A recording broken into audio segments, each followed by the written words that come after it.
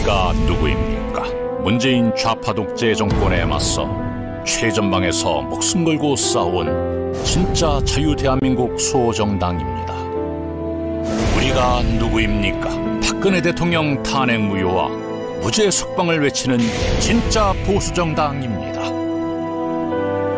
우리가 누구입니까? 박근혜 대통령 탄핵에 맞서 지난 3년 동안 쉬지 않고 태극기를 들어온 진짜 투사입니다. 박근혜 대통령을 구해야 대한민국이 삽니다. 국민의 힘, 애국의 힘, 태극기의 힘으로 대한민국을 살리고 자유민주주의와 시장경제를 지켜주십시오. 우리에게 힘을 실어주십시오. 우리 공화당이 태극기입니다.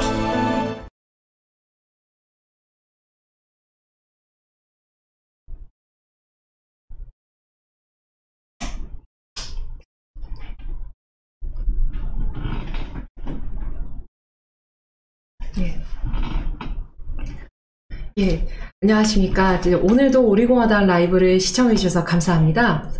오늘 소개드릴 논문의 제목은 사전에 공지된 것처럼 정치가의 덕, 타협과 변절 사이에서라고 하는 작년 8월에 나왔던 논문이에요. 그래서 타협에 관한 여러 가지 논문이 있지만은 그래도 지금까지 우리가 쉽게 접근할 수 있는 것 중에 그래도 분량도 적절하고 내용도 접근성이 좋아서 오늘의 주제로 다루게 되었습니다.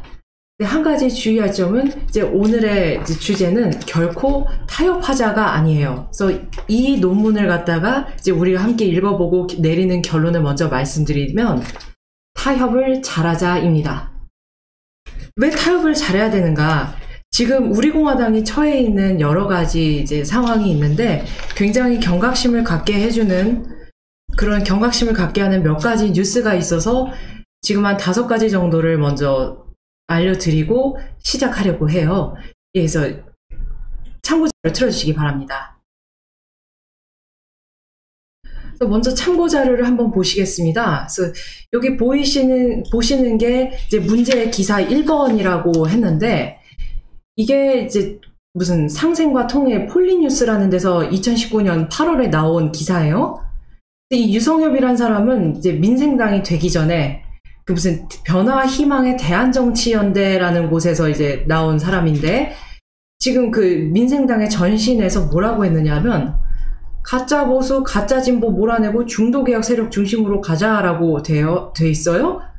다음 페이지로 가주세요. 이 사람들이죠. 저 초록색. 이 기사의 주인공은 저 민생당이 된 그 전신이 된 사람들입니다. 다음 페이지로 가주십시오.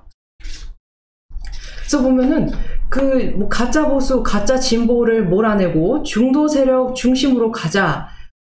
지금 이런 주장을 하고 있는데 여기서 유의할 만한 부분을 빨간색 밑줄하고 박스로 표시를 할 거예요. 다음 페이지 넘어가 주세요. 지금 보면 이전 페이지요. 그럼 진짜 보수, 진짜 진보, 중도 표심 노려야, 호남 기반으로 외연 확장할 것, 이런 얘기를 하는데, 이것까지는 그냥 우리가 지금까지 생각하는 소위 중도라고 하는 좀 문제적인 사람들의, 그리고 민생당의 그냥 전형적인 주장이에요. 여기까진 좋아요. 그런데 문제는 여기서 이 민생당의 전신이 주장하는 내용인데, 이게 굉장히 심각합니다. 밑줄 친 부분을 보실게요. 이명박, 박근혜, 문재인 정부를 거치면서 어려워지고 있는 대한민국 경제의 문제의 원인을 제대로 규명해내고 경제를 살릴 세력이 누가 될 것인가이다 라고 강조했습니다. 대한민국 경제 파탄의 원인을 문재인 정부가 아니라 이명박근혜 문재인이라고 지금 규정을 하는 게 굉장한 문제예요. 다음 페이지 가주세요. 그래서 이런 문제의식은 여러 가지 다음 페이지에서 지속적으로 나타나는데 한번 기사를 찾아보시는 것도 나쁘지 않습니다. 다음 페이지. 합리적인 진보와 개혁적인 보수를 아우르는 중도 어쩌고 이거는 들었던 내용인데 여기서 나와요. 자유한국당은 이명박 박근혜 정부를 거치면서 경제를 망친 장본인들이다. 또 비판을 하는 것 같은데 대안 정책도 제시를 못한다라고 비판했다. 미래통합당, 그러니까 자유한국당에 대해서 굉장히 저는 비판적인 입장인데, 문제는 박근혜 대통령 정부, 경제를 굉장히 우리나라를 높은 반열에 올려놨었던 박근혜 정부를 왜 경제를 망친 장본인들이라고 하는 거냐는 거죠. 지금 이런 식으로 문재인을 비판하는 것처럼 보수파 정권을 난도질하는데 앞장서는 게 지금 소위 말하는 중도라는 사람들의 주장이라는 걸 유추를 할 수가 있어요. 그래서 보면 밑에도 이제 가관이죠. 이명박근혜 문재인 정부를 거치면서 어려워지고 있는 대한민국 경제의 문제의 원인을 제대로 규명해내겠다.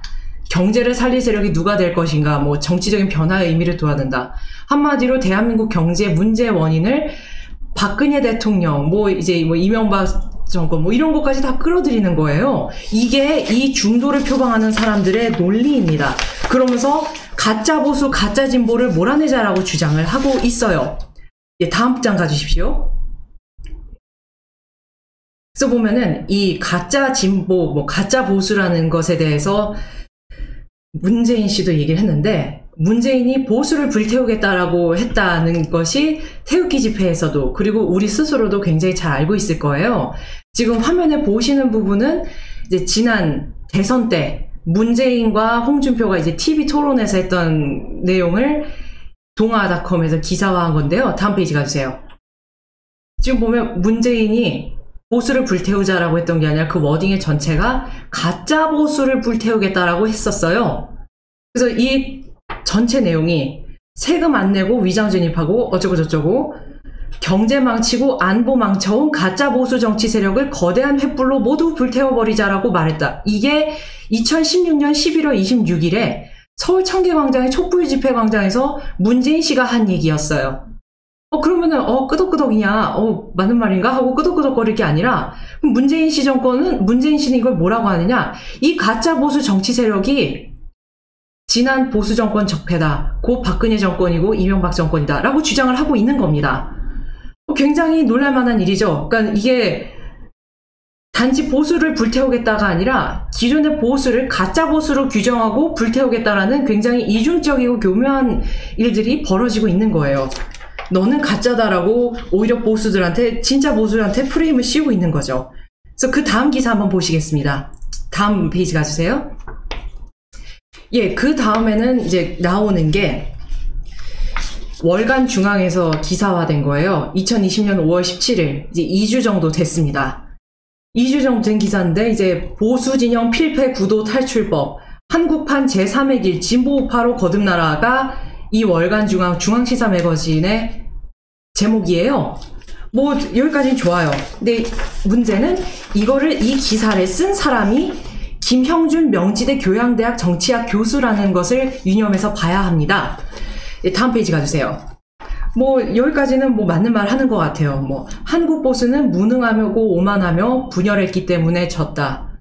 분열했기 때문에 졌다? 여기서 우리하고 좀 생각이 다르기 시작해요. 그래서 어쩌고저쩌고 하다가 과거 국정농단과 박근혜 전 대통령 탄핵에 대해서 사과를 하지 않았다. 참여하지 않았다. 보수 몰락에 책임이 있는 박 전 대통령은 지금까지 진정한 사과가 없다. 친박의 패족 선언도 없었다라고 합니다. 그러면서 박근혜 대통령이 사과하지 않았기 때문에 비호감 퇴행적 수구 집단으로 변질됐다라는 식의 논지를 펼치고 있어요. 여기서 굉장히 이상하죠. 중앙일보가 JTBC를 내세워서 탄핵 정국 때 어떻게 했는지를 생각을 해보면 굉장히 심각한 문제예요. 그래서 다음 페이지 가주세요. 다음 페이지 이제 계속해서 옳은 거, 맞는 말 같은 거 사이사이에 여러 가지를 끼워 넣습니다. 다음 페이지 가주세요. 그래서 시대정신이란 하면서 어쩌고저쩌고 맞는 말, 일견 보기에 맞는 말처럼 보이는 말들 가운데 이런 얘기가 있어요. 그동안 지역주의, 박정희 시대에 대한 향수, 진보 세력에 대한 중도층의 실망으로 인한 반사이익에 의존해왔었다. 그런데 박근혜 실패 이후 산업화의 기적을 만든 박정희 패러다임은 더는 유효하지 않다. 라고 규정을 해버립니다. 무슨 소리지? 라는 생각이 들죠. 다음 페이지 가주세요.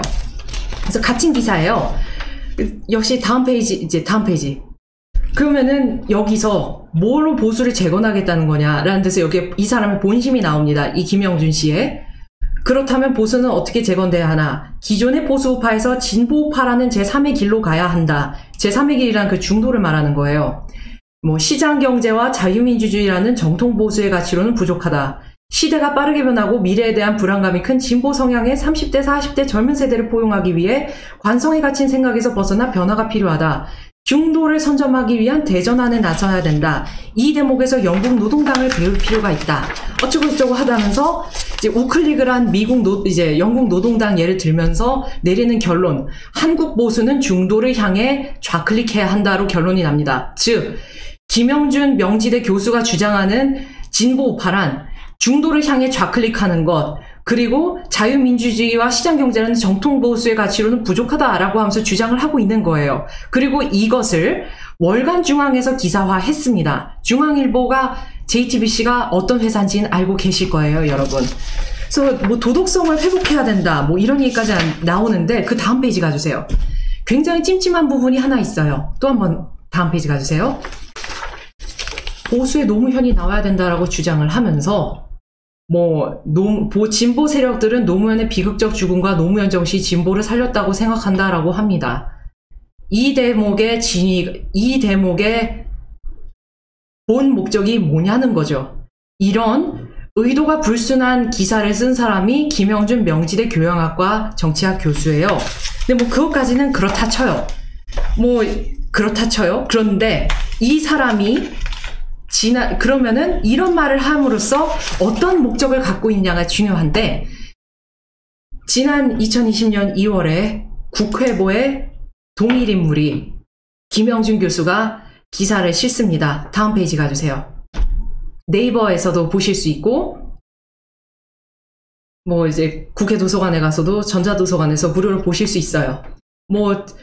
2020년 국민 대통합 방안, 정치의 진보 보수 갈등 그 이유와 해법. 저도 이 제목에 홀려서 이 기사를 들어가 봤어요. 다음 페이지 가주세요.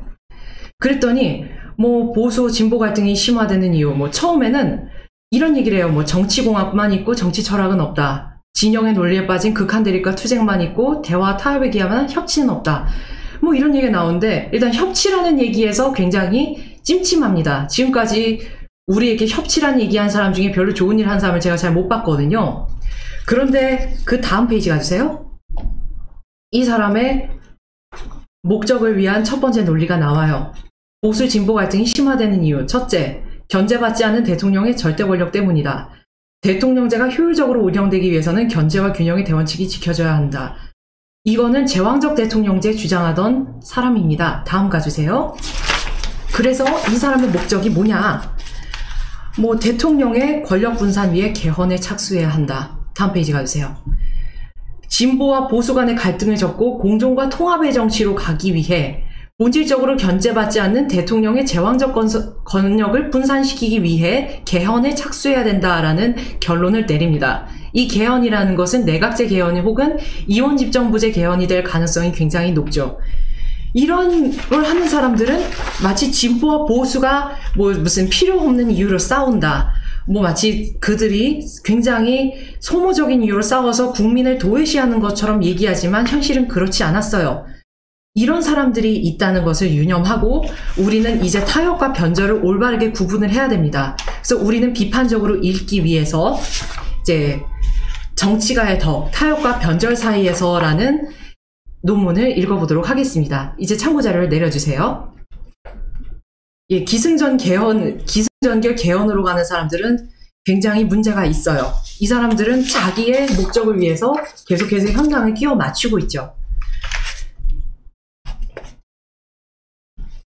그래서 보면 이 논문을 쓴 사람은 작년에 이제 게재 확정이 됐고, 이제 영남대학교에서 나온 논문인데, 무조건 타협을 해야 된다가 아니라 타협을 잘해야 된다라는 결론으로 이제 간다. 이 점을 꼭 유념해서 이제 이 방송을 들어주시고 관련 논문도 읽어주시기 바랍니다. 그래서 보면은 이제 우리가 항상 묻는 게 그거예요. 타협이 뭐냐? 타협이 뭘까요? 그냥 그 사람의 말을 다 들어주는 게 타협인가? 아니면 무조건 제가 양보하고 물러서는 게 타협일까요? 그래서 보면 이제 정치적 타협이라는 것에 대해서 이제 굉장히 많은 규정이 있지만 한 줄로 정리를 하자라고 하면 어떤 정치적인 양쪽에 있는 양측이 제3자적인 입장을 선택해서 양보하는 결정을 이제 정치적인 타협이라고 합니다. 그러니까 이걸 노려서 지금 말하는 중도층, 뭐 이제 중도파라고 하는 그 사람들이 자신들이 제3의 길을 가겠다, 제3지대에 가겠다, 이런 식으로 양쪽을 꼬시면서 좌클릭을 하게 만들어 왔죠. 그런데 문제는 이 정치적 타협이라는 것은 한쪽이 일방적인 양보가 아니라 양쪽 모두가 양보해야 해서 이제 효용을, 전체에 대한 효용을 최대로 끌어올리는 데 의의가 있다고 하겠어요. 일방적으로 희생을 한다든지 양보한다든지 한쪽이 양보한 다음에 다른 한쪽이 약속을 지키지 않으면 그거는 타협이라고 할 수 없죠. 그래서 대표적인 타협의 예를 하나 들어볼게요. 이제 일본에서 이제 메이지 유신 전에 어떤 일이 있었느냐? 일본은 굉장히 지역 감정이 심한 나라예요.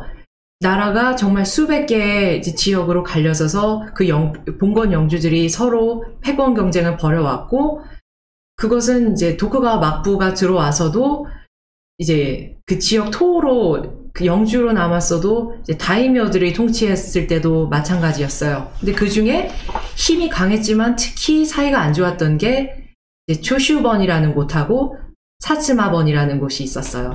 그래서 이 두 곳이 굉장히 사이가 안 좋았는데, 이제 사카모토 료마를 비롯한 이제 몇 사람들의 중재로 이 사츠마와 초슈가 동맹을 맺습니다. 그래서 이게 사초 동맹이에요. 그래서 이 동맹을 바탕으로 이제 대정봉환이라는 것이 이루어져서 이제 막부로부터 교토에 있는 이제 일본 왕, 이제 그들은 이제 덴노라고 하죠. 그 덴노에게로 이제 권력을 일종의 이양을 하는 이제 대정봉환이 이루어졌고, 또 머지않아서 입헌군주제라고 볼 수 있는 이제 그걸 바탕으로 한 메이지 유신이 성사되는 바탕을 만들어냅니다. 뭐 그런 거는 진짜 역사에 남을 만한 타협이겠죠. 하지만 속았다, 사기를 당했다, 뭐 바보짓을 했다, 이런 것은 좋은 평가를 받기 어려운 타협입니다. 혹자는 속된 말로 이제 사기를 당했다라고 하죠. 그래서 보면 이 타협이 무조건 좋지도 않고 무조건 나쁘지도 않아요. 하지만 우리의 과제는 제대로 된 판단이 입각해서 좋은 타협을 하는 거고, 나쁜 타협을 하지 않고 결국 우리를 잃어버리게 만드는 타협을 하지 않는 겁니다. 그래서 타협에 대해서 이 논문을 쓴 저자 한곽희 씨가 어떻게 이제 썼는지에 대해서 차근차근 보겠습니다. 물론 저는 한곽희란 사람이 보수인지 진보인지 뭐 우파인지 좌파인지 알지 못해요. 하지만 그래도 이 부분에 대해서는 어느 정도 쉬운 말로 정리가 되어 있습니다. 예, 이제 대체로 많은 중도들이 중도라는 명목으로 이제 좌클릭을 하는데 일조를 했어요. 그래서 그 부분에 대해서 이제 말씀을 차근차근 드릴게요. 타협에 대한 긍정적인 평가를 먼저 보실게요. 이제 보면 이제 정치적으로 타협을 좋게 생각하는 사람들은 뭐 어떻게 하느냐, 이제 대표적으로 2010년에 버락 오바마 미국 대통령이 한 이야기가 있어요. 미국은 타협의 기초에 뭐 건설되었다. 물론 2011년에 가면 말이 약간 바뀝니다. 그래서 정치가 이제 정치나 사회적 생활에서 이제 뭐 타협하는 게 합리적이다라고 하는 이제 타협 만능주의자도 있고, 그리고 또 모든 정부나 이제 인간의 문명, 뭐 그리고 어떤 가치라든지 뭐 분별 있는 행동들이 뭐 타협이나 상호교환의 기초에서 만들어졌다라고 생각하는 사람도 있습니다. 그리고 굉장히 중요한 얘기가 나오는데, 타협이 그 자체가 목적이 아니라 협상하는 방법이라는 거예요. 왜냐하면 반드시 내가 A를 들고 나가고 제가 C를 들고 나오면 반드시 중간에 있는 B라는 타협을 이제 절충안에 나올 것이라는 걸 예상하고 그 타협을 협상하는 이제 수단으로서 사용을 한다는 거죠. 그래서 예를 들면 요즘 혹시 당근마켓이라는 이제 중고거래 아시죠? 이전에는 이제 뭐 중고마켓? 평화로운 중고시장? 중고나라? 이런 여러 가지 이제 중고 거래를 하는 카페나 커뮤니티들이 있었는데, 거기서 이제 직거래를 할 때가 있어요. 예를 들어서 내가 광진구에서 물건을 갖고 팔려고 하고 물건을 사려고 하는 사람이 저기 의정부시나 뭐 서대문구에 있다 라고 하면은 중간 지점을 택해서 만나는 게 합리적이잖아요. 그러니까 가끔 이제 멀리 이동하기 귀찮은 판매자나 이제 구매자가 뭐라고 하느냐, 자기가 이 사람이 뭐 의정부에 산다는 거 어렴풋이 좀 짐작을 하면 자기가 하는 뭐 좀 더 먼 곳에 산다고 얘기하는 겁니다. 예를 들면 성남이라든지 뭐 아니면 송파구라든지. 그래서 제가 거기가 먼데 우리 중간점인 한 광진구쯤에서 만날까요? 라고 한 식으로 집 근처에서 만나기 위해서 거짓말 하는 경우도 가끔 있었어요. 그러면서 그거를 협상이라고 하더군요. 그래서 옳은 건지는 잘 모르겠어요. 그래서 이 중간점을 찾으려는 노력 때문에 오히려 이제 상대방의 진영을 파괴하고자 어떤 이 중간점이라는 허술을 이용해서 역으로 거짓 정보를 유포하는 것도 요즘에는 실제로 사용되고 있는 정법이에요. 그래서 그 부분을 알아주셨으면 합니다. 그럼 이제 타협에 대한 이제 부정적인 평가도 있어요. 이제 예를 들면 이제 최소한 자기 일부를 더럽히거나 이제 불안정인 상태로 만드는 길이다라고 생각하는 사람도 있습니다. 이제 좋게 말하면 이제 타협에 대해 부정적인 거고, 나쁘게 말하면 배타적이라고 할 수도 있겠죠. 그래서 보면은 가끔 우리 당도 이런 딜레마에 좀 처할 때가 있어요. 그래서 보면 자신의 원칙과 가치를 지키지 못하게 된다, 이런 의견도 있고, 심지어 버락 오바마도 2011년에 타협이 더러운 말이 되었다라고 발언을 했었다고 합니다. 그러니까 이제 타협이란 명목하에 이제 스스로 가치를 저버리고 낼름 가버리고 자기 합리화를 하는 도구로 타협이 이제 전락을 해버린 거를 이제 느꼈겠죠. 그리고 또 윤리학 같은 데서도 이제 보통 자기 유약함을 드러내거나 아니면 자기 충실성이 없다, 뭐 이런 식으로 생각을 하기도 한다고 하네요. 그래서 보면은 지금까지 우리 공화당도 이제 여러 가지 의사결정을 하고 선택의 기로에 섰던 적이 있었어요. 그래서 그런 과정에서 굉장히 많은 이제 내부 비판도 있었고, 이제 외부에서도 이제 좀 그런 논쟁에 끼어들기도 했었죠. 그래서 그러면은 과연 어떤 게 좋은 타협이고 어떤 게 나쁜 타협인가에 대해서 우리가 굉장히 신중하게 생각을 해야 되는데, 왜냐하면 이 타협이 실패할 경우 아니면 우리 자신이 잃어버리게 할 경우의 대가가 굉장히 크기 때문입니다. 자, 그래서 보면 타협이 항상 처하는 이제 논쟁이 있는데, 변절이에요. 이제 변절했다라거나 이제 배신했다, 이 논쟁하고 자유로울 수가 없어요. 그래서 보면 변절이 굉장한 상처를 남기는데, 우리도 여러 번의 배신에 당했고 지금도 그 배신으로 인해서 고통받고 있기 때문에 굉장히 이제 큰 문제고 민감하게 다뤄야 할 주제입니다. 그래서 보면 이렇게 저자가 정의를 했어요. 특정한 신념을 공유하면서 이제 고난과 역경 속에서도 동일한 목표를 추구하던 누군가가 공유하던 신념을 저버리고 함께 추구하던 목표를 포기할 때 그 집단에 남아있던 사람들은 상처를 받는다. 그러니까 결국에는 이런 신념이나 어떤 함께, 특히 정치 집단은 더해요. 이런 단체에서 함께 활동하던 사람들, 특히 정당의 경우에는 그러면서 신뢰를 쌓고 그러면서 스스로 약속을 했어요. 이런 정치적인 신념을 지켜가겠다는 약속을. 그런데 그 약속을 저버렸을 경우에는 그 배신감은 대단히 크고 그게 마음의 상처로 남는다는 거죠.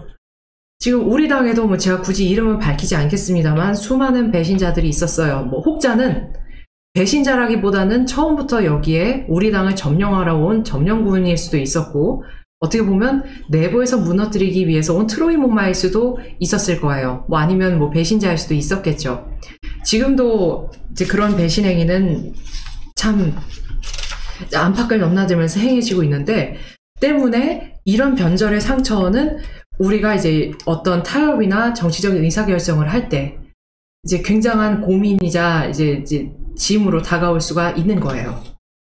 그러면 이제 타협과 변절에 대해서 차이점은 뭐고 긍정적인 건 뭐냐, 이제 차이점이 있고 공통점이 있을 거 아니에요. 이 부분을 명료하게 구분해야 할 필요가 있습니다.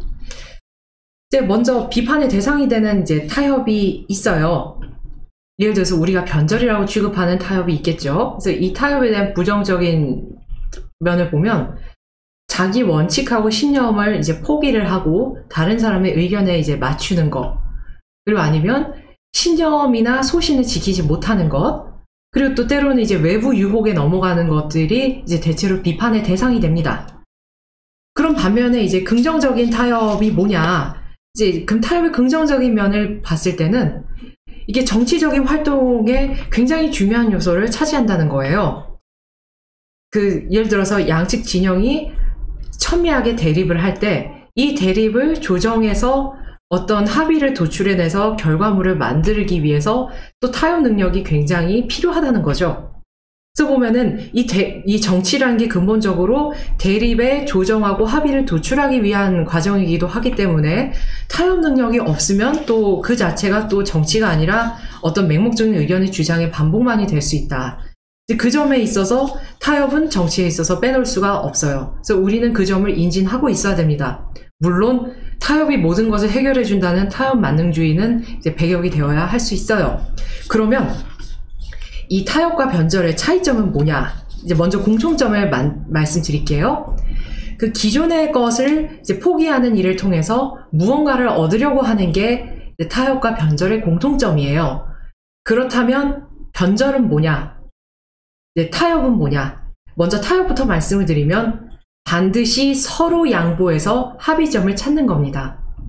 반드시 서로 양보해야 돼요. 일방이 양보하는 건 타협이라고 할 수 없어요.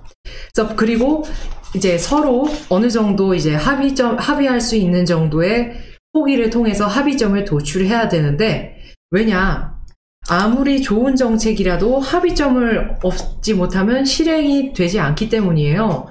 그래서 보면은 국회 안에 대체로 좀 쓸데없어 보이지만 뭐 원내 교섭단체라든지 뭐 아니면은 당이 다른 여럿이 모여서 이제 서류 몇 장 들고 가가지고 뭐 내가 이거 줄 테니 너희는 이거 줘라 뭐 이런 식으로 한다든지, 이런 것들이 어떻게 보면 타협이자 협상이 될 수 있는데, 문제는 이게 나눠 먹기가 되면 안 된다는 거죠. 지금까지 우리가 봐왔던 대표적인 게 공수처와 연동형 비례대표제에 대한 야합이었죠. 그것은 타협이라고 볼 수 없는 야합이었죠. 그래서 그 야합의 결과는 정말 진짜 입에 담기도 창피스러운 파멸로 결과가 나왔어요. 그거는 국민들에 대한 변절이라고 볼 수 있는 거였어요. 예, 맞습니다. 절개나 지조를 지키지 않으면 그건 사익추구고 변절이에요.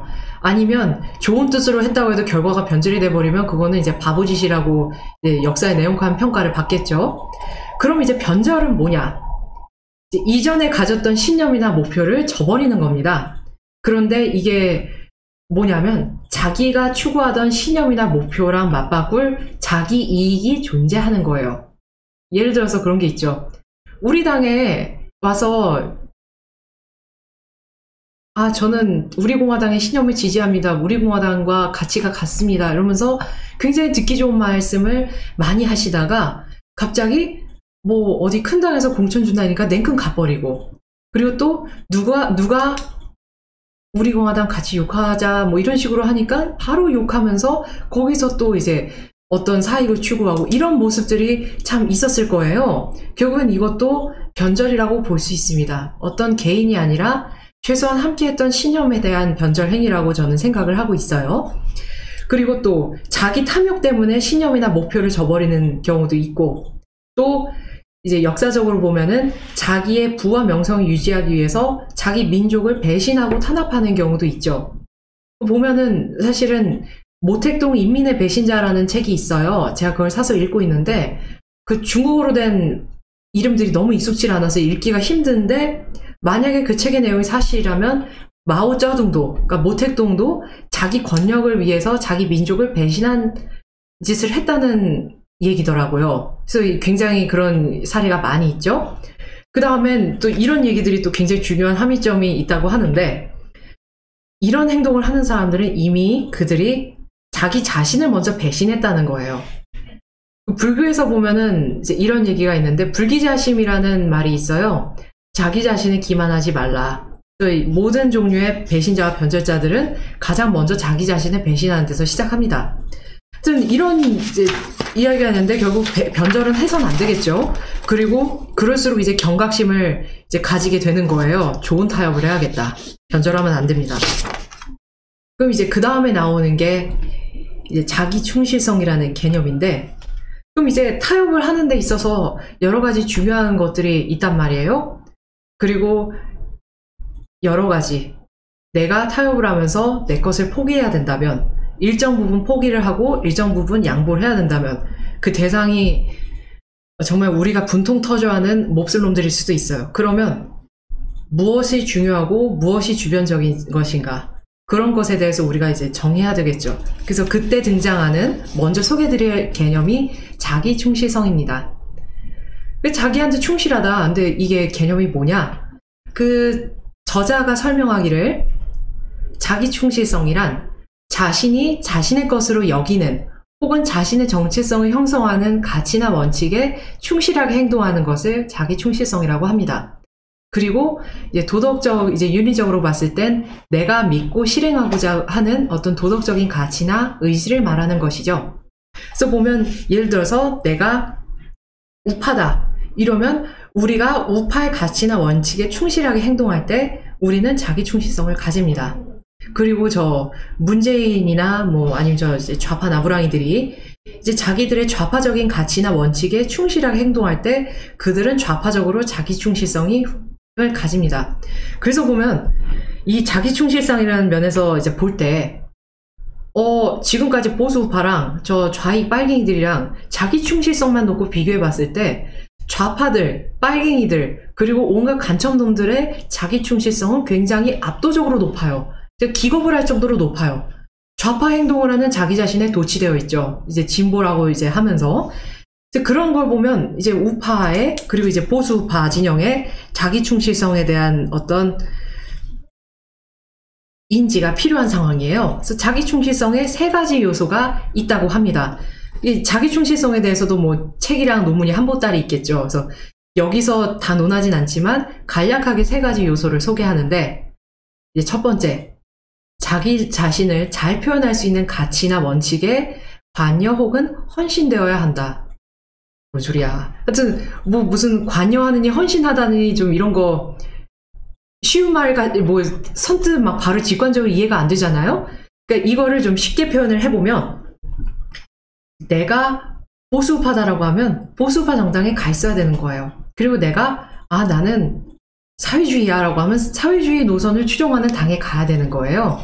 그래서 자신을 잘 표현할 수 있는 가치나 원칙에 이제 관여되거나 헌신돼야 된다. 예를 들어서 빨갱이가 우리 공화당에 들어와서 조끼를 입고 태극기를 들고 마르크스주의가 역시 맞았죠? 라고 한다면 그 사람은 그거는 적어도 우파라서 왔을 때는 도저히 자기 충실성에 있는 사람이 아니에요. 하지만 그가 좌파로부터 침투해서 우리 공화당을 산으로 가게 만들 목적으로 이제 그런 이제 트로이 목마짓을 했다라고 하면 그 자는 좌파로서의 자기 충실성이 훌륭한 사람이겠죠. 그는 태극기를 들었다고 해도 우파라고 할 수 없을 거예요. 그래서 그런 부분을 굉장히 경계해야 됩니다. 그 다음에 이제 두 번째, 외부적인 압력이 있을지라도 그것을 극복하고 관여하고 있는 혹은 헌신된 가치나 원칙에 따라 행동한다. 지금까지 고문에 굴하지 않고 이제 어떤 외부적인 이제 탄압에 굴하지 않고 자기 신념을 훌륭하게 주장하다 가신 애국지사분들, 순국선열분들이 계셨어요. 보시면 예를 들면 이제 지금 이제 뭐 안중근 의사, 뭐 윤봉길 의사, 그리고 수많은 이제 여기 보수우파 진영의 국민들, 그리고 제가 너무 이름이 잊어버렸는데 공산화된 체코에서 자유민주주의 시장경제를 부르짖다가 형장의 이슬로 사라진 어떤 보수파 훌륭한 여성 운동가가 체코 사람이 있었대요. 이름이 너무 어려워서 잊어버렸어요. 누가 알려줬는데 그 사람에 대해서도 따로 나중에 리뷰를 하고 싶어요. 그래서 이런 외부적인 압력이 있을지라도 그것을 극복해야 된다. 그것도 자기 충실성의 굉장히 중요한 요소예요. 누가 와서 너 보수파지 마 하고 한 대 때린다고 찡 하면서 바로 나도 좌파할래 이러면 안 된다는 거죠. 그리고 이제 세 번째, 이제 그 관여 혹은 헌신을 열린 태도로 유지하거나 혹은 수정한다. 그러니까 반드시 자신의 충실하면서도, 자신의 가치를 충실하면서도 열린 태도를 잃어서는 안 된다는 거죠. 또 보면 이제 다른 사람들의 의견에 이제 귀를 기울일 수 있어야 되는데 적어도 자기 충실성을 위반하지 않는 가치를 이제 훼손하지 않는 변화는 추구해야 된다. 예를 들면 누가 와서 네, 우리 공화당의 가치는 잘못되었습니다. 빨리 손절하십시오. 한다고 네, 손절하겠습니다. 이러면 그건 변절이에요. 그런데 예를 들어서 그 우리 공화당에서 뭐 요런 피켓을 들었는데 뭐 이런 피켓을 뭐 이렇게 드는 것보단 저렇게 드는 것이 좋습니다. 라든지 아니면 표현 방식이 좀 다르게 표현되면 좋겠습니다. 라든지 하면 그런 것에 대해서는 건전한 토론이 이루어질 수 있을 것입니다. 그래서 보면 이 정치인의 자기 충실성에 대한 이제 코멘트가 나와요. 그러면 정치인이 타협을 하면서도 자기 충실성을 지키려면 뭘 잊어서는 안 되는가? 정치인이 자기 충실성을 가지기 위해서는 자신이 대변하고자 하는 국민이 지지하는 가치와 자신이 지지하는 가치가 어느 정도 일치해야 한다. 자신이 내적으로 지지하지도 않는 가치를 오직 권력 획득이라는 목적 달성을 위해 옹호하는 것은 정치인의 자기 충실성을 위반하는 것이다. 굉장히 중요한 거예요.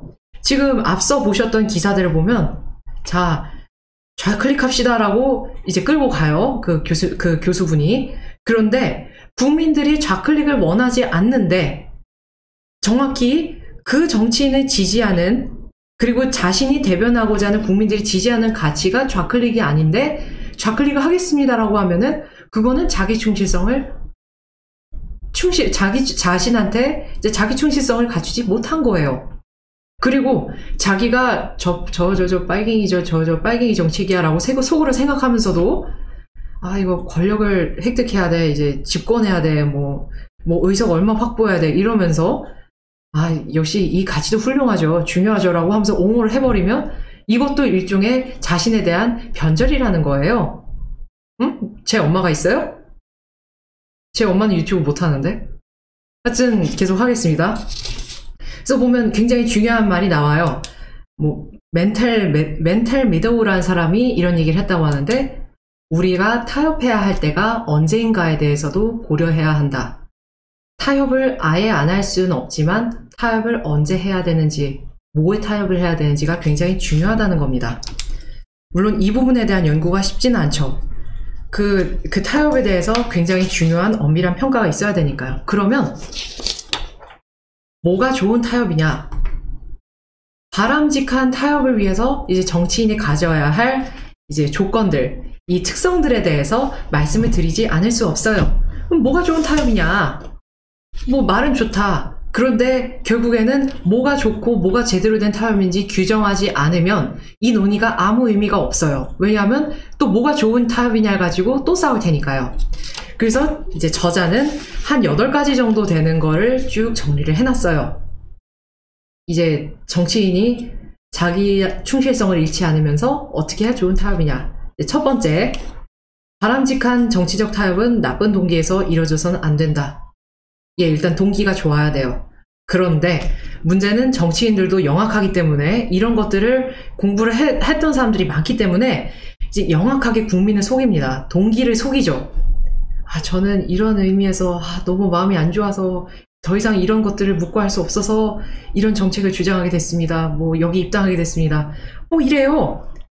그래서 보면 이거에 대해서도 이제 학자들이 규정하기를 정치인들의 동기는 항상 여러 가지들이 혼합되고 있고 어떤 것이 진정한 동기인지 구별하기 힘들 수도 있다. 이걸 굉장히 잘하는 게 이제 좌파들이죠. 좌파들이 보면 동기들을 이제 혼합된 동기로 좋아 보이는 동기를 표면에 내세우고 이제 자신의 진면목 대체로 좋지 않은 동기를 이제 수면 아래 숨기고 자기 자신을 피하라는 거예요. 그래서 보면 이제 이런 타협을 잘하기 위해서 이제 학교 교육이 선행돼야 한다 뭐 이런 얘기도 있는데 굉장히 중요한 얘기예요. 왜냐하면 제가 초등학교 다닐 때도 대체로 좋은 의미의 토론은 거의 일어나지 않았던 것 같아요. 분위기 자체가 그랬어요. 그러니까 선생님이 잘못한 게 아니라 선생님이 얘들아 토론하자 토의해봐라고 해도 그게 좋은 의미로 흘러간 때가 사실 많지 않았어요. 그러니까 왜냐하면 얘기하는 것 자체가 뻘쭘하거나 뭔가 웃기거나 손가락질 당하는 것처럼 이제 그런 분위기로 흘러가서 누가 손들면 웃었거든요. 그래서 분위기 잘 조성을 해야 되죠. 그리고 두 번째, 타협의 결과가 인간을 비인간적으로 잔인하게 다루는 것이어선 안 됩니다. 이런 거는 반인륜 범죄 집단 북한이나 뭐 이런 곳에서 좀 봤으면 좋았을 텐데 이런 조항이 있어요. 그 다음에 세 번째, 타협이 정치적 카멜레온이 된 결과로 나온 것이어서는 안 된다. 이 정치적 카멜레온이라는 거는 이제 얼굴이 카멜레온 것처럼 생긴 게 아니라 주의색에 따라서 이제 다른 사람 비위 맞추려고, 아니면 내가 요당 가면은 더 표 많이 받겠지, 내가 저기서 저런말 하면은 더 표를 많이 받겠지, 이래서 계속해서 자기 색을 변화하는 걸 정치 카멜레온이라고 해요. 그래서 보면 자기의 원칙을 재빨리 수정하거나 포기하는데, 문제는 그 수정하거나 포기하는 걸 그냥 솔직하게 인정을 하질 않고 다른 이유를 갖다 붙여요. 다른 이유를 갖다 붙이면서 빗을 한 방 꽂고 나가요. 그게 이제 변절자의 대표적인 이제 유형 중에 하나예요. 그래서 보면 대체로 이런 카멜레온들은 뭐냐, 자기 합리화를 계속 하다 보니까 자기 자신을 지탱하는 핵심 가치나 원칙이 사실 없었어요. 그래서 어디 나가서 이게 자신의 가치요, 자신의 원칙이요 라고 해요. 문제는 이런 게 중도라는 탈을 쓰고 와서 기존의 가치를 반달해버리는 결과가 나오면 안 된다는 거죠. 이제 그 다음에 네 번째, 바람직한 타협은 상대 당에 대한 존중에서 나온다라고 합니다. 예, 부디 우리 당을 존중하는 그런 건전한 타협이 가능한 정당을 만났으면 좋을 텐데, 아직까지 아쉽게도 우리는 못 만난 것 같아요. 우리를 패싱하거나 박멸하거나 오염시키려는 그런 사람들을 많이 만나왔죠. 그래서 보면 적어도 동등한 입장에서 우리가 언젠가 협상 테이블에 나갔을 때는 상대방이 깔아둔 지뢰를 밟지 않으면서, 함정에 빠지지 않으면서, 이제 적어도 그 문제에 대해서 이제 동등한 입장에서 타협을 해라, 상호 존중을 해야 된다라고 합니다. 문제는 이제 내가 존중받지 못하는데 굳이 타인을 존중해야 된다는 강박에 사로잡힐 필요는 없어요. 물론 이 얘기는 이제 논문에는 없죠. 하지만 상호 존중이란 말이 굉장히 중요해요. 우리 자신을 잃어버리면서까지 우리를 존중하지 않는 사람을 존중할 필요는 없을 것입니다. 이제 그리고 다섯 번째, 바람직한 정치적 타협은 열린 마음을 가진 상태에서 이루어진다. 이제 또 강조가 나왔죠. 자기 충실성도 열린 마음이지만 타협도 열린 마음을 이제 가져야 된다. 왜냐하면 상대방의 견해가 이제 잘못됐을 수도 있어요. 그런데 자신의 이제 내 견해가 잘못될 수 있다는 이제 가능성도 염두에 둬야 된다라고 합니다. 이제 문제는 이제 문재인 씨를 비롯한 이제 좌파 독재 정권과 그 홍위병들은 자기가 잘못됐을 거라는 가능성을 갖고 있지 않아요. 심지어 조국 같은 자가 그렇게 전 국민을 상대로 그러한 참 정말 지저분한 이제 구태의 모습을 보였음에도 불구하고 자신들이 마치 지구 최후의 양심인 양 행동하죠. 뭐 그거야말로 이제 좌파들이 맨날 꺼내 쓰는 인지부조할지 모르겠는데, 어쨌든 우리는 이런 마음을 항상 갖고 있습니다. 하지만 이런 마음을 우리는 뭐라고 해야 되느냐, 좌파들한테, 그리고 우리를 박멸하려는 저 파쇼적인 사람들한테 주장해야 돼요. 너네 마음이 닫혀있구나라고. 우리는 역으로 말해야 됩니다. 왜 너희는 우리에게 열린 마음을 갖지 않느냐. 그들은 우리 공화당 보고 열린 마음을 가지라고 강요를 하기 전에 우리에 대해서 열린 마음으로 응했어야 했어요. 박근혜 대통령 탄핵에 대해서 그 탄핵이 잘못되었다고, 그리고 박근혜 대통령이 죄도 없이 감옥에 1160일 넘도록 갇혀있다고 부르짖는 그 목소리를 열린 마음으로 들어야 됐어요. 그들은 전혀 그러지 않았죠. 그러면서 우리 공화당 보고만 너네 가두리지, 열린 마음으로 대해 너희들은 닫혀있어라고 주장하는 건 근본적으로 어불성설입니다. 그 다음에 이제 여섯 번째 보실게요. 여섯 번째 가치는 정치적 타협은 신중한 고려에 의한 판단에 기초해야 한다는 겁니다. 신중하게 고려를 해야 된다는 거예요. 왜냐하면 우리의 일부분을 포기하는 행동이기 때문이죠. 뭐냐면 갑자기 변덕을 부렸다거나 아무것도 모르면서 순간 기분이 좋아서 했다든지 뭐 별다른 생각 없이 결정을 해버렸다. 이러면 그 집단 전체가 그 타협의 피해를 보기 때문이죠. 이제 일곱 번째로 굉장히 중요한 부분이에요. 정치인은 타협을 자신의 것으로 정체화하거나 혹은 동일시해야 한다. 무슨 소리야. 근데 이 말을 자세히 뜯어보면 이제 저자는 이렇게 규정을 해요. 타협을 위한 그 결정 또한 자신을 표현하는 것으로 여겨야 한다. 결정과 행동은 자신을 드러내는 것이다. 자신이 어떤 사람인가를 드러내는 것이다. 그래서 이게 뭐냐. 정치인이 타협하는 순간에 그 타협의 결과물이 자기 정체성이 된다는 거예요. 자기 자신의 일부가 돼버린다는 거예요. 타협을 함으로써 스스로의 가치 일부분을 포기하고 버릴 때, 그래서 이제 내 적진의 뭐 아니면 상대방의 가치 일부분을 수용해야만 할 때, 그게 타협의 대가라는 거예요. 그 가치를 버린 게 돼버리고 상대방의 가치를 내가 수용한 것이 돼버립니다. 그 타협 자체가 그 정치인의 가치가 되어버리는 거예요. 예, 박쥐는 박멸해야 해요. 그래서 보면 뭐냐? 이 중도라고 하는 사람들이 사실 선거에서 전부 박살났어요. 대표적인 게 민생당이죠. 한 표도 이제 한 석도 얻지 못했습니다. 이 보면은 이 타협이라는 게 곧 자기 자신을 이제 규정한다는 거를 대부분의 정치인들이 간과를 했어요. 좌클릭을 하는 순간 그 좌클릭이 곧 자신의 정체성이 돼버린다는 걸 간과를 했어요. 오직 표를 얻는다는 것에만 생각했죠. 좌클릭을 하는 사람들의 시선이 쟤 좌클릭했구나, 이렇게 된다는 거를 전혀 생각하지 않았어요. 그래서 신중한 고려에 의해서 그 타협과 타협의 결과물마저 자기 자신이 된다는 거를 항상 염려해야 됩니다. 예를 들어서 생각해 보세요. 우리가 정말 끔찍한 가정이지만 뭔가 타협하기 위해서 김대중 선생님은 매우 위대한 민족의 영도자입니다라고 타협을 했다고 쳐요. 정말 끔찍하죠. 그럼 그 순간에 모든 국민들은 쟤네들은 김대중을 영도자라고 하는구나, 세상에, 이렇게 생각할 겁니다. 그리고 우리 당은 머리를 열심히 굴려서 타협을 한다라고 가정을 했어도 그 타협의 대가를 지불하지 않으면 안 되는 것이에요. 이거 어디까지나 가정입니다, 여러분. 절대 혼동하지 마셔요.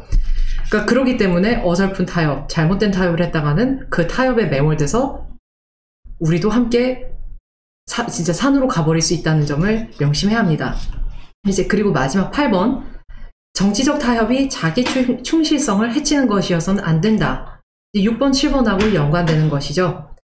그래서 이제 보면은 에일린 포머레스쿠라는 사람이, 발음이 참 이상한데 어떻게 발음하는지 알고 싶어요. 그래서 하여튼 이 포머레스쿠라는 사람이 이제 정치인은 타협이 자신의 독특함이나 정체성, 그리고 또는 자신이 대표하는 집단의 정체성을 잠재적으로 위협한다고 생각되면 타협을 거부한다라고 했어요. 예를 들어서 우리 보고 너네 김대중 만세 해봐, 김대중 만세 해라고 하면 거부하겠죠. 우리 집단을 지키기 위해서요. 그런 이제 정말 쉬운 예를 들었지만, 이제 우리가 우려하는 부분들이 많은 경우에 해외에서도 오랜 시간에 걸쳐서 논쟁의 대상이 되어 왔다는 걸 한번 참고할 필요가 있겠어요. 그 다음에 자기 충실성을 해치지 않으면서 타협을 이뤄야 된다. 뭐 이제 어려운 말들이 쭉쭉 나오고, 이제 중요한 얘기가 있어요. 자신의 존재를 완전히 부인하는 정도의 포기를 하면서 타협을 하는 것은 자기 충실성을 위반하는 것이기 때문에 바람직한 정치적 타협일 수 없다. 그래서 이제 바람직한 타협이 아닌 거에 얘기를 하시죠. 보면 자기 존재를 완전히 부인하면 어떤 정치적 단체로서의 자신의 존재의 의의를 완전히 잃어버리게 되는 거예요. 그렇기 때문에 그것은 타협이 아니라 변절로 간주되거나 이제 해로운 타협이 돼버릴 수 있죠. 그래서 보면 이제 근본적인 원칙들에 대해서 이제 타협하는 게 나와요. 예를 들어서 우리공화당 보고 뭐 이런 불가능한 가정을 한번 해볼게요. 너네 의석 100석 줄게. 하지만 그 대가로 자유민주주의와 시장경제를 포기해라. 박근혜 대통령 탄핵 무효를 포기해라 라고 한다면 어떤 선택을 해야 될까요? 당연히 일고의 가치도 없죠. 자기 자신의 존재를 완전히 부인하는 정도의 포기를 하면서 타협을 하는 건 자기 충실성을 위반하는 거기 때문에 바람직한 정치적 타협일 수가 없습니다. 해서는 안 되는 타협입니다.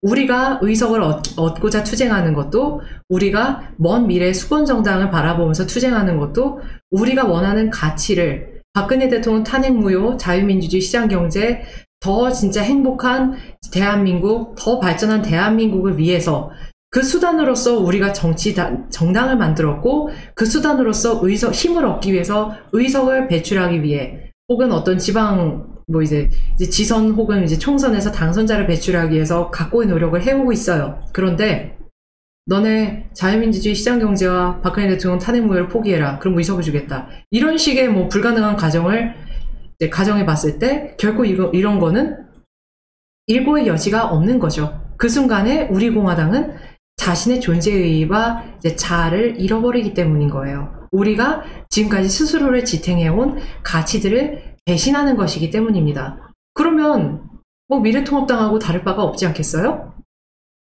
오히려 지금까지 1980년대에 박살난 좌파들, 그리고 1990년대 초반에 소련이 무너지면서 칼을 갈아온 좌파들이 얼마나 자신들의 삐뚤어진 이념에 대한 자기 충실성을 갈고 닦아서 지금 이렇게 이제 대역전 해버리고 대한민국을 암흑으로 몰아가는지를 보면 우리가 자기 자신이 잃어버린 순간에 그들은 영원히 이기게 된다는 걸 생각을 해야 돼요. 자, 그러면 이제 과제가 생겨요. 좋다. 자기 충실성을 해치지 않겠다. 타협도 바람직하게 하겠다. 그러면 이제 또 다른 주제가 생겨요. 뭐냐? 타협이 자신의 자기 충실성을 위반하는지 안 위반하는지 어떻게 알죠? 어떻게 하죠? 보면 또 이거 가지고도 또 싸움이 생길 거예요. 아마도 지금 우리공화당이 겪고 있는 여러 가지 논쟁들이 아마 이제 대체로 이런 과정을 크게 이제 벗어나지 않을 거예요. 좋아, 바람직한 타협할게. 자기 주의성 위반하지 않을게. 근데 뭐가 위반하는지에 대한 기준을 정하자. 자, 보면 뭐라고 하느냐? 자기가 추구하는 신념이나 가치가 여러 가지 있을 거 아니에요?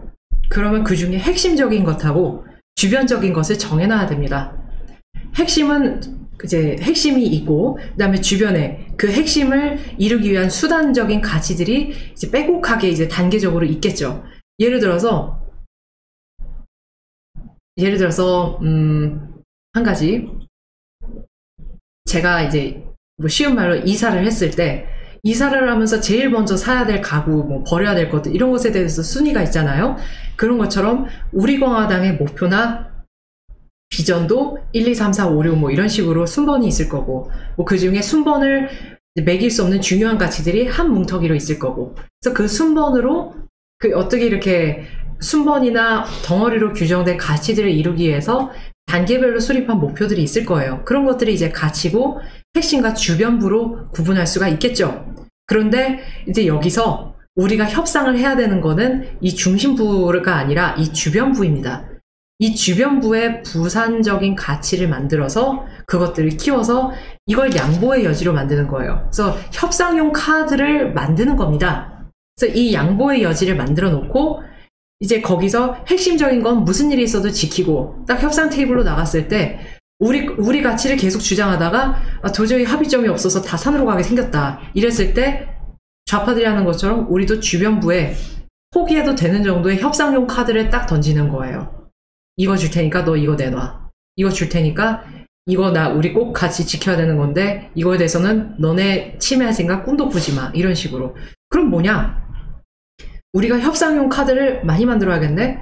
그러니까 이 협상용 카드라는 거는 적어도 우리가 우리의 목표를 위해서 이제 부지런하게 달려나가게 만드는 수단인데, 결국에는 사실 의석이나 뭐 이런 것도 어떻게 보면은 주변적 목적일 수 있거든요. 의석 그 자체가 목적이 아니라 의석을 통해서 얻을 수 있는 가치 실현을 위해서 의석이 중요한 거죠. 의석을 만드는 것, 그리고 또 의석을 통해서 만드는 여러 가지 정책들, 이런 것들이 여러 가지 협상용 카드로서 국회에서도 협상용 재료로 쓰입니다. 뭐 거기서 또 그래서 막 국회 정론관 가서 징징대죠. 뭐 우리가 우선순위에서 밀렸어요. 뭐 우리를 뭐로 썼어요. 이러면서. 안타까운 일이에요. 그래서 정치를 하는 정치인들은 물론이고 정치하실 분들과 그리고 정당 관계자들, 그리고 정치에 관심 있는 국민들은 뭐가 중요한지 우선순위를 매기고, 만약에 잘못된 우선순위를 매겼을 때 이거에 대해서 시정 요구를 해야 된다는 것도 항상 염두에 두셔야 됩니다. 만약에 이 우선순위를 잘못 매겼다가는 망하겠죠? 그래서 보면은 자의적으로 정치적 카멜레온이 되는 경우도 있지만 판단을 잘못해서 산으로 가버린 수가 있어요. 그러면 그거를 우리는 속된 말로 게임 오버라고 하죠. 그러니까 이 게임 오버가 되지 않기 위해서 우리는 이 타협이라는 것에 대해서 제대로 특성을 파악할 필요가 있었습니다. 그래서 이제 여기까지 한 이제 30페이지 정도 되는 이제 논문의 리뷰를 대략 마쳤어요. 그래서 이걸 한번 보시면은 이제 타협이 뭔지, 그리고 우리가 해야 될 게 무엇이고 해서는 안 되는 게 무엇인지에 대해서 대략 개념이 이제 좀 쉽게 설 거라고 생각을 합니다. 그렇지만 문제는 지금까지 유념해야 될 것들이 타협이라는 명목으로 우리의 가치를 배신하는 사람들이 굉장히 많았다는 것. 그리고 그들이 박근혜 대통령 탄핵시키는데도 망설임 없이 돈창을 했고, 그 뒤로도 박근혜 대통령 탄핵이 이제 그만 이제 식은 떡밥이니까 묻고 가자. 뭐 나중에 집권이 먼저다. 집권을 하고 나서야 박근혜 대통령 탄핵무를 이룰 수 있다. 이런 식으로 계속 물타기하고 자기 합리화하는 어떤 그런 도구로 쓰인 것도 사실이에요. 하지만 그것은 타협이 아닌 변절이라는 것. 그리고 적어도 국민들만큼은 정치가들이 그렇지 못하다면 명확한 가치를 정립하고 끊임없이 무엇이 가장 중요하고 무엇이 주변부인지에 대해서 알려주고 경각심을 갖도록 해야 된다는 것. 그런 점에 대해서 당부를 드리고 싶었습니다. 그래서 앞으로 보수 책방에서는 이제 논문이나 책을 다루면서 이제 이와 관련된 뉴스에 대해서도 계속 소개를 시켜드릴 거예요.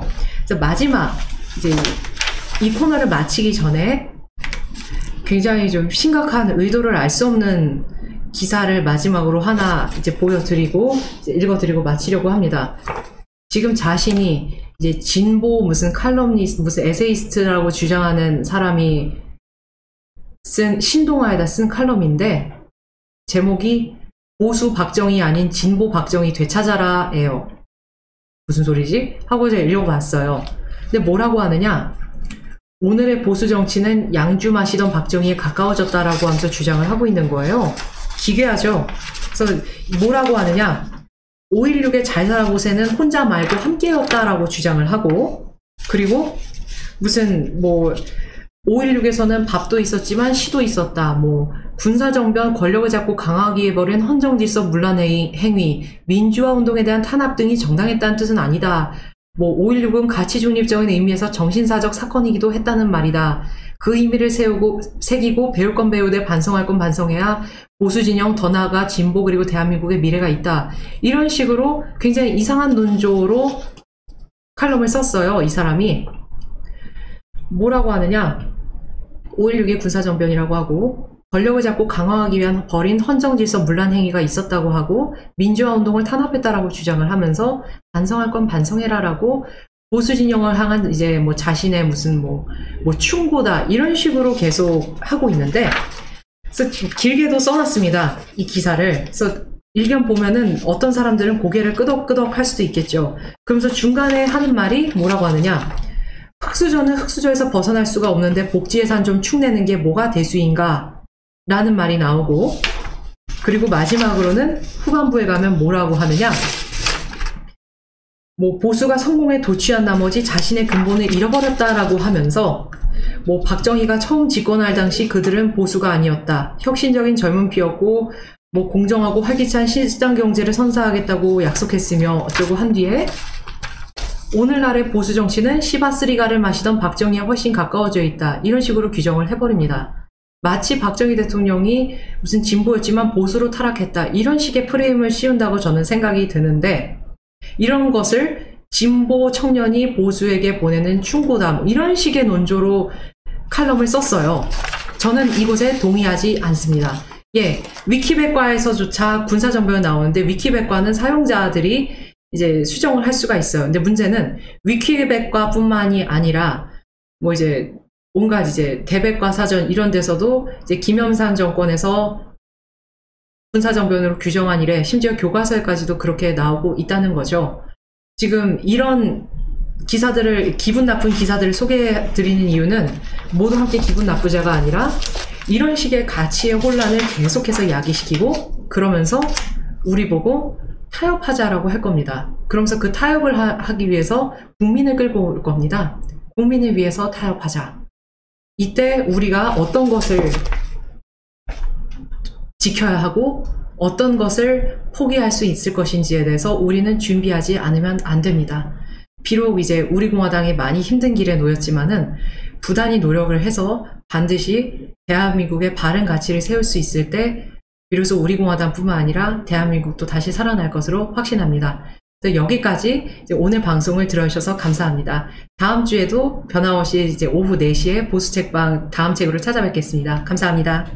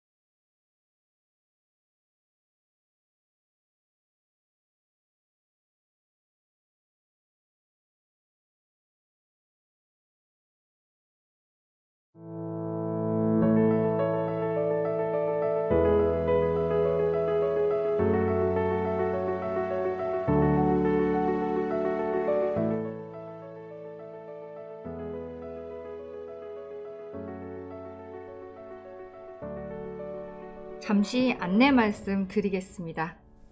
안녕하세요. 우리공화당 라이브입니다. 4년이라는 진실투쟁의 기간 동안 앞만 보고 달려오느라 우리들의 삶뿐만 아니라 옆을 둘러볼 여유조차 없었던 게 사실인데요. 그동안 전하지 못했던 감사의 마음, 응원의 메시지, 감동적인 사연, 우리들의 이야기 함께 나누고픈 애국민 여러분들과 우리공화당 당원 동지 여러분들의 이야기를 기다리겠습니다. 보내주신 사연은 선별하여 우리공화당 라이브 정규 프로그램인 우리공화당 뉴스 4시 방송에서 소개드릴 예정입니다. 많은 참여 바라겠습니다.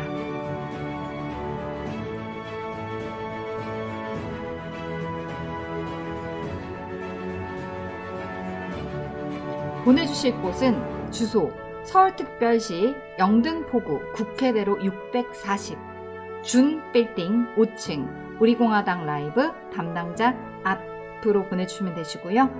우편번호는 07245입니다.